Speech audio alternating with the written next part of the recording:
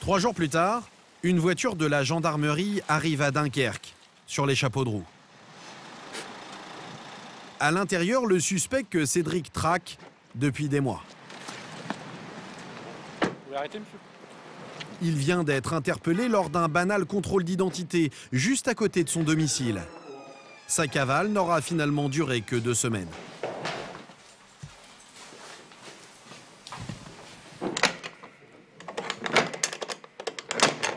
Cédric respire enfin, il retrouve même le sourire.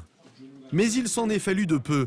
Apparemment, le suspect était prêt à tout pour échapper à cette garde à vue. Donc, il a été interpellé à 1h20 par les collègues de la BAC.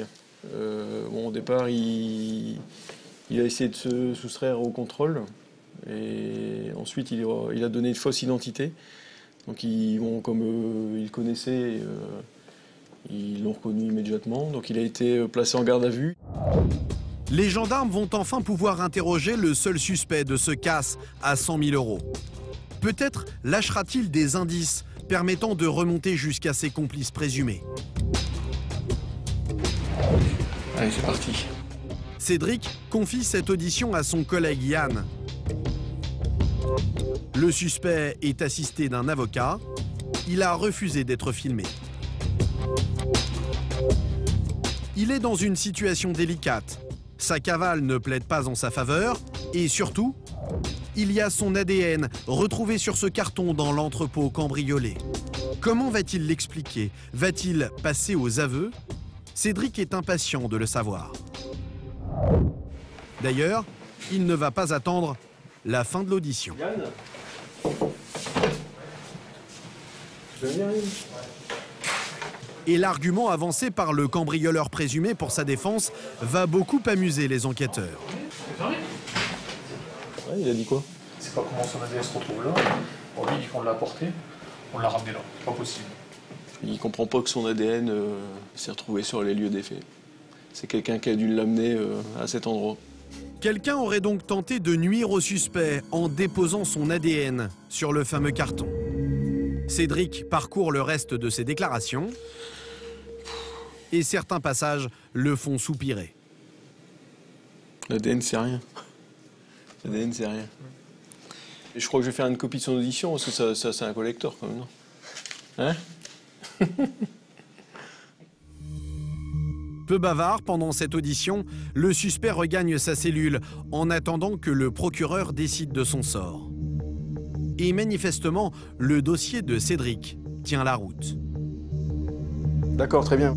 Je vous remercie. Au revoir.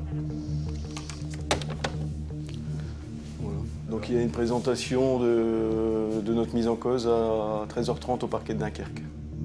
L'homme est immédiatement présenté au procureur.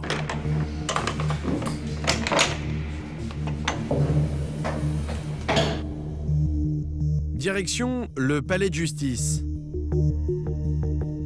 Dans quelques minutes, il va savoir s'il est laissé libre en attendant son procès ou s'il est immédiatement incarcéré.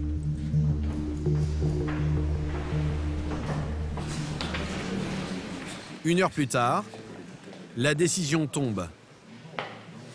Dès ce soir, le suspect dormira en prison. Merci, maître.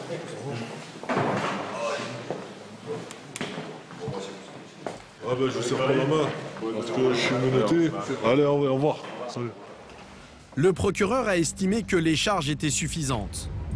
Pour Cédric, c'est l'épilogue d'une enquête qui aura duré près de 6 mois et qui continue tant que les 2 autres silhouettes n'auront pas été identifiées. C'est pas une affaire classée, puisqu'on va continuer un peu à travailler dessus. Mais bon, le travail a été fait correctement, puisque bon, ça aboutit à un placement en détention. Dans quelques mois, le cambrioleur présumé qui a tant fait courir Cédric sera jugé pour ce casse-record à plus de 100 000 €. Un vol en bande organisée pour lequel il encourt jusqu'à 10 ans de prison. Vous avez terminé votre reportage. Ah, bon courage, hein. Allez, au revoir.